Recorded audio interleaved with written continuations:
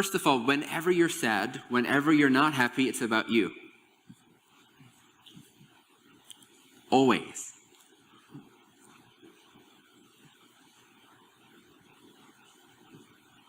Just going to stop talking until you realize this. Every ounce of your unhappiness is because you're making it about you. Every time you're truly ecstatic, it's because somehow you've been able to catalyze or see catalyzed through others, even if you had nothing to do with it physically, that caused a particular frequency of truth to be realized in the consciousness of those people. Every time you've been genuinely happy and carefree, it's been about everyone else. In fact, when you're completely depressed, and I ask you for directions, or I ask you to help me out for 1 second, for that 1 second that you're not thinking about yourself, you're actually not sad, you're not depressed.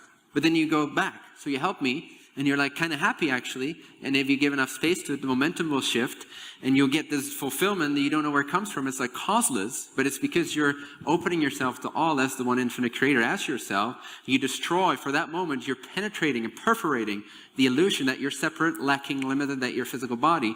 And the vision itself, the vision to which the entire collective is hooked up to, operates through your body. It's not a person operating, it's not neediness, it is actually a profound fulfillment and a union with all that's operating through you. So you help me out for 10 seconds, and you got distracted from your personal bubble, and you're happy. But then you're like, okay, let me go back to my sadness, because I remember it was important. And in fact, I worked 40 years to establish this pride. I worked 40 years to gain this sadness, this depression. So let me go back to it, because it's really important. Who am I without my suffering? Who am I without my history? That's exactly what you want to find out.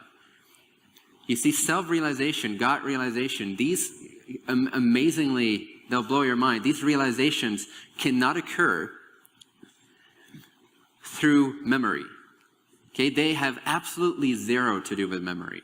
When there's a complete gap in your memory, there is, meaning your memory is not used in that moment, there is truth. There's God. There's isness. There's the isness of all that is right there. And it can be discovered. It can be awoken to. So transcend the person, which will always be weak and limited. Not saying it's bad or negative, because this is the vehicle through which we realize more of our infinity. And that's the exciting expression, to go from darkness to light. But, you know, quite objectively speaking, the person is going to be weak and limited, right? Become the vision or your calling, which is, it's a few steps down from becoming all that is and God and no longer having any personal will.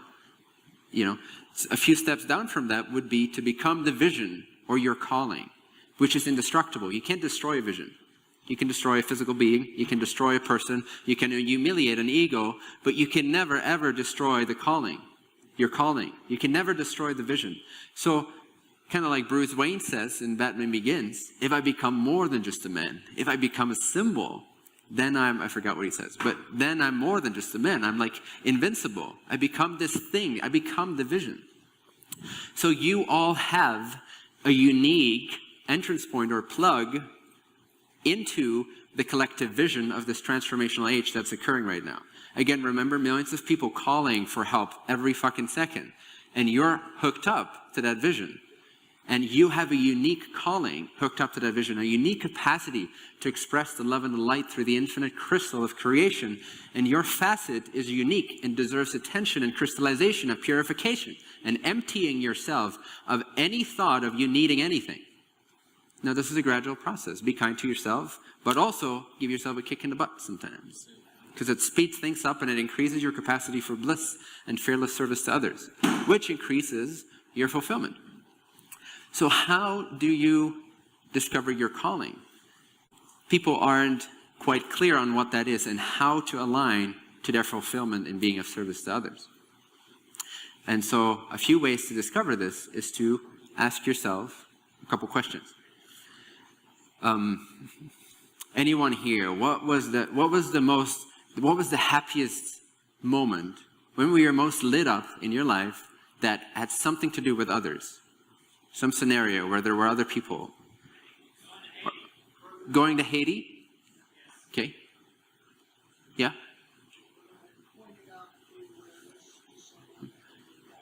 Pointing awareness out to someone, the awareness, and they got it, right? That's what you said, right? Beautiful. Long lost friend.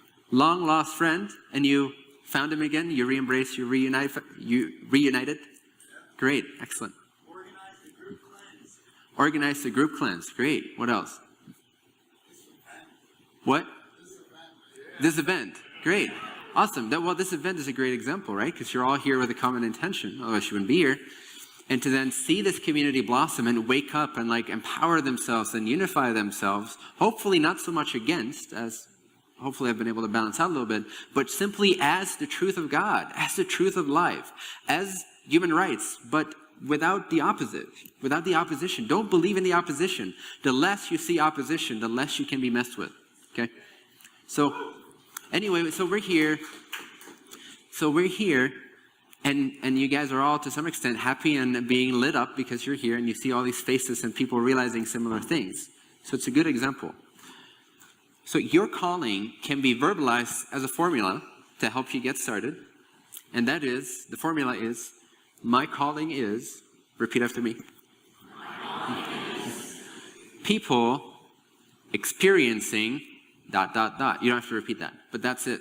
So, I don't have a flip chart here, make it a little easier, but whenever people experience what particular unique frequency of the Creator, be it joy, or be it something very specific, like realizing that they can do anything they want, or realizing their true awareness, who they really are, or anything along those lines, and try to make it as specific, boil it down, distill it to the purest, most exciting quality for you.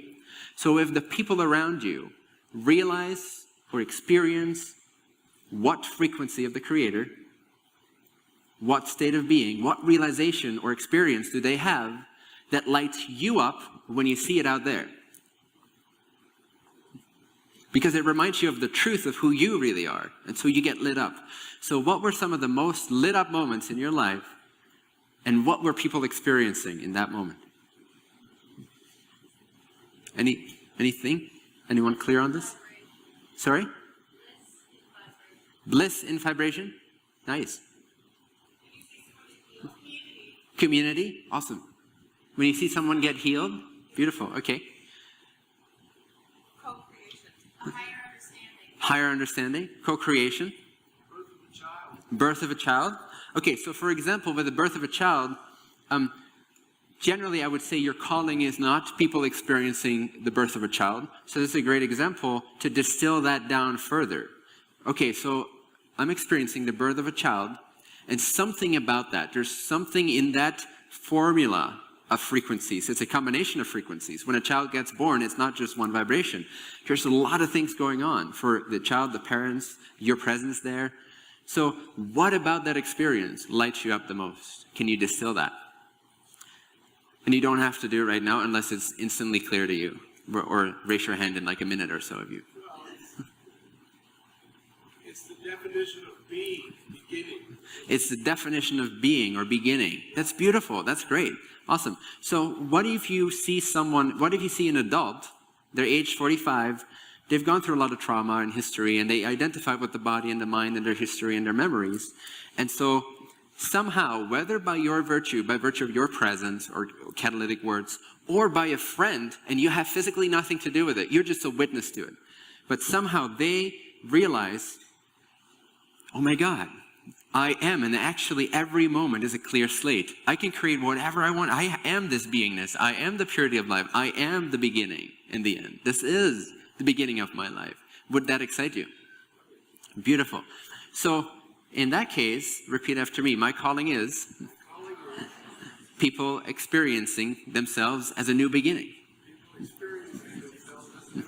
For example, and how does it make you feel? It's great. So what you want to do is you want to distill this and distill this and distill this until when you say it, you're like in tears, or you're so excited, or you're so moved, something just clicks, this blockage in your heart dissolves, and you can't help but feel genuinely moved. And that's when you found your calling. And it's the verbalization of your calling. It's not your calling. The words are not the thing, but the verbalization, the formula helps greatly So I encourage you to tonight do some introspection and really go through some of your past experiences when you were the most lit up. And don't just have it at face value, like people experiencing love. That can be good, but if you're not moved to like, oh my God, yes, I know why I'm here now, then it's not exactly it yet. It might get close. But you want to get to a closer and more accurate representation of your true calling in words. So what about people experiencing love is it? Well, it might be that they went from darkness to light. And suddenly you say, well, my calling is people experiencing a transformation from darkness to light. And suddenly when you say that, you feel like, yes, this is it. Oh my God, I found it, right? So you want to do that and then continue with the iteration that feels best to you at this timing, and then continue to refine that as you go. Every once in a while, just ask yourself, what is my calling really? What about that is? Is there a improved definition right now? And here is why this is beautiful and important, and why this could cause you a life of unending happiness.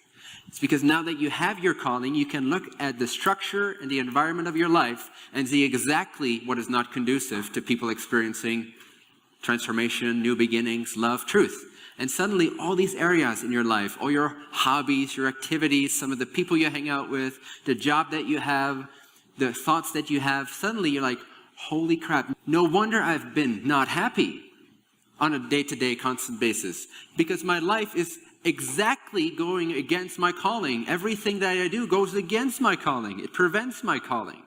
It's just social conditioning. There's this whole garbage, this whole memory base, this whole everything. I identify with the things and I do the things and I think I'm excited about the things that have very little to nothing to do with establishing more and more people experiencing the truth of their being, or the capacity to be of service, or going from darkness to light, or infinite love, or the creator in everything, or whatever it might be that lights you up. When you find a statement that lights you up, you found your unique, individualized crystallization of your incarnation, the imprint, the blueprint for your reason for being here. When you realize that you know why you're here, now you can realign the structure, the architecture, your schedule, your hobbies, the environment. Everything of your life can now fall underneath that. If you don't have a course, you can't course correct. That's why everyone is so confused and so unhappy, and that's why their spiritual glimpses only last for 10 seconds, and then they're depressed again.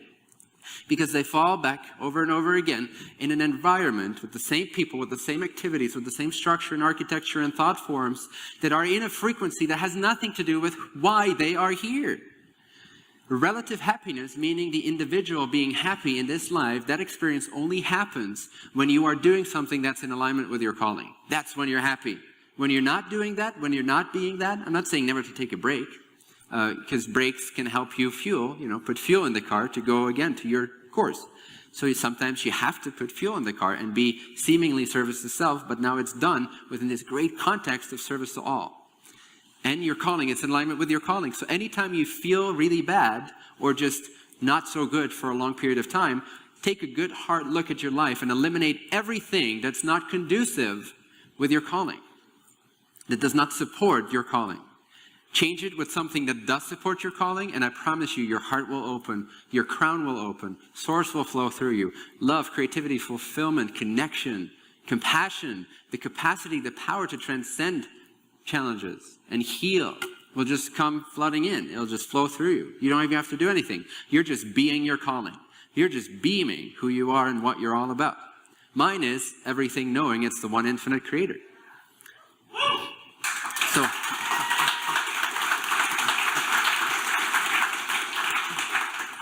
this will build momentum, right? You become good at this. This is optimization. It's kind of like the Tim Ferriss stuff, where you optimize your life and you optimize your life so that you don't have to do as much, but you gain as much as you can. It's kind of like that, but you do it spiritually with your calling, and you focus only on the things that truly excite you, that you're passionate about, that make you light up.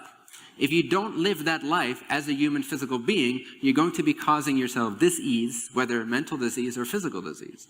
As Ross states, first the catalyst is given to the mental body complex. If it's not paid attention to, it's not understood, it's not transformed or utilized or listened to, it will be transferred into the physical complex, right? The physical body. Anyway, what will happen is first you take baby steps, right? This can take you like 6 months to 2 years to really transform all these elements in your life and make them in alignment with your calling.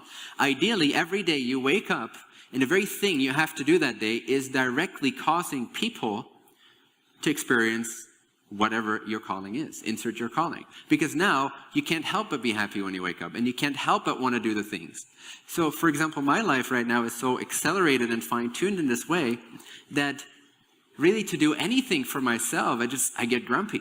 Like anything, like a car ride that like I'm not actually creating something, or I'm not like deepening my dissolution into God, or anything that has not something directly to do with my calling makes me unhappy and frustrated. Just super quick. I don't do things for myself. I've learned I'm happiest when I don't do things for myself. And so this takes a little time to get adjusted to, but then you're really the vision and you become a mirror to everyone else because there's no need, there's no desire, there's no greed left in you. It's completely empty of ego. And now everyone that comes to you, you will literally feel their higher self, utilize your mental and physical body to elicit speech, action, confirmation, radiance, whatever, however it needs to use your vehicles to exactly mirror where these people are at, plus a little bit more, so that they can gain conscious knowledge of how they can grow more into who they are. So outwardly, you start to become like a mirror. Now, this is only if you really do this work every day, intensely, for months and years. Okay, but the result is that you're empty of self, and you're just a walking hologram. You're just a ghost. But your body is just a ghost, and it's used by God, by the infinite intelligence, because you're not in the way. You're not pondering how you can secure something for yourself, which is a lack of faith. Would you agree? You needing anything is a lack of faith. You don't need anything. When that gets through to you, that's truly when service to others that percentage can ramp up. And all this stands or falls with, to whatever degree you realize that literally everything is the one infinite creator. The one. You are that one. It takes time because we're so attached to this, right? Our life, our memory, our physical body. It's scary to drop that. It's scary to not have needs. But it becomes the most liberating state. Every day is just flow. You don't have any needs or arguments. Doesn't mean you never ever operate or like have a confronting situation. In fact, I've got many of these. I go in hard, and then I become soft. And I go in hard, and then I become super mellow and soft. And so there is this play that's happening. The play doesn't end. But now it's utilized, and it comes from a higher intelligence because it's not premeditated by a person that doesn't exist when you investigate it. All our lives, all of our biases, all of our preferences, all of our needs, all of our suffering and anguish on a day-to-day basis come from this uninvestigated idea that we are a person. Investigated, get scared when you realize there's nothing there, and re-pretend that you're a person. Stop, investigate, get scared that you're not there, and re-pretend that you're a person. And at some point, there will be a day when you investigate, the person is not there, and instead of being afraid, there's this infinite bliss that kicks in. And you now realize who you really are, what you really are. And now that you've tasted this, you want nothing but that. You want the one infinite creator. You want to become the creator. So then you go about knowing yourself, accepting yourself, even altering yourself where it helps you be in alignment with your calling, where your physical life, the expression of who you are as an individuation of God, now is in alignment with that true frequency that wants to come forth. But you also want to realize more and more of the emptiness of a separate self. Because the experience, it's not even it's beyond perception, it's beyond experience ultimately. But the knowingness, the realization of the one infinite creator, there's nothing like it. And Ra states, when one in yellow ray active, I'm paraphrasing, penetrates the 8th level or the 8th density, there is an unspeakable joy. There's a vision of unspeakable joy for most. It is different for each individual, but this unspeakable joy. And usually that being does not instantly terminate their incarnation. They usually have a great desire to then be of service, because they realize the emptiness of who they are, and they realize that all is the one infinite creator, and so they can show up in this game having transcended the game. It's like going back to high school and just walking around and seeing all these little guys with these backpacks, like struggling through life and puberty and boners and, like non-deliberate bonus is what I meant. And you feel transcendent, right? You feel like, hey, that's no longer my problem. And that's great. And it's like that with this life too. Like it's no longer your problem, but now it's your duty, it's your responsibility, it's your joy, it's your honor, if you so choose.